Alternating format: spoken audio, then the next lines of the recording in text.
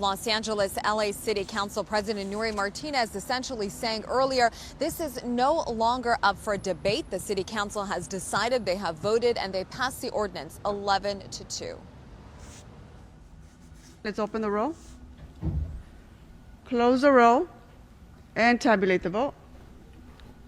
11 ayes, 2 noes. Thank you. So to be clear, so the ordinance is passed, but not with the urgency clause, which required 12 votes. City Council, Madam Clerk, please call. The City Council voting this morning. This was not a unanimous decision. Some council members voicing concerns about the execution of the ordinance.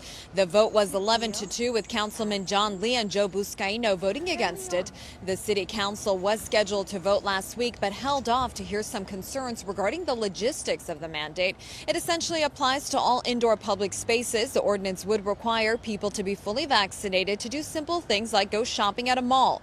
Restaurants, bars, gyms, sports arenas, museums, spas, nail and hair salons, also indoor city facilities.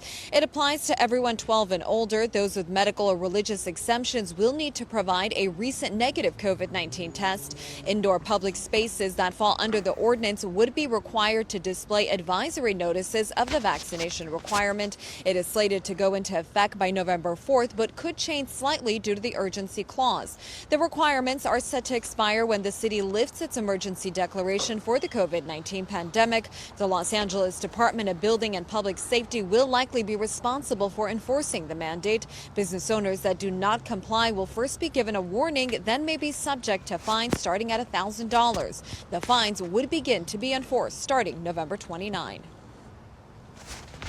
I'd like to make a verbal amendment to item 2 that's before us.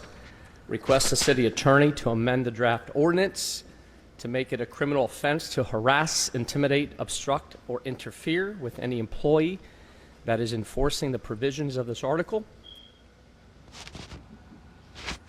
Now, some of the provisions discussed and essentially introduced by Joe Buscaino did not pass, and Mayor Eric Garcetti, well, he is expected to sign this into law very soon.